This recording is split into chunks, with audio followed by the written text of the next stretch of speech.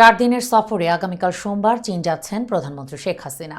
10 বছর পর চীন যাচ্ছেন তিনি। এ সফরে দুদেশের মধ্যে $700 কোটি ঋণ চুক্তি এবং নিজেদের মুদ্রায় লেনদেনের সিদ্ধান্ত সহ অন্তত 10টি সমঝোতা স্মারক সই হতে পারে।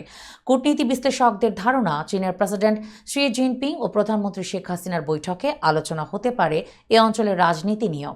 এ সফরে সমঝোতা হতে পারে চীনের বৈশ্বিক উন্নয়ন উদ্যোগ, বাণিজ্য সহায়তা, বিনিয়োগ সুরক্ষা, ডিজিটাল অর্থনীতি, সুনীল অর্থনীতি ও একাধিক মৈত্রী সেতু নির্মাণ নিয়ে। অগ্রাধিকার পাবে বাণিজ্য ও অর্থনীতি। প্রধানমন্ত্রীর চীন সফর নিয়ে সাবেক রাষ্ট্রদূত এম হুমায়ুন কবির বলেন, টেলিকমিউনিকেশন সেক্টর, আইসিটি সহ বিভিন্ন ক্ষেত্রে চীন থেকে আমাদের সহযোগিতা আছে। পাশাপাশি নির্বাচনের সময় চীনের তরফ থেকে যে প্রকাশ্য সমর্থন ছিল তার জন্য প্রধানমন্ত্রী তাদের ধন্যবাদ জানাবেন। বাংলাদেশের লক্ষ্য $700 কোটি ঋণ আদায় করা, বাণিজ্য সহায়তায় 500 কোটি ও বাজেট সহায়তায় $200 কোটি। এই অর্থ টাকা ও ইউয়ানে আদান প্রদান করতে চায় ঢাকা।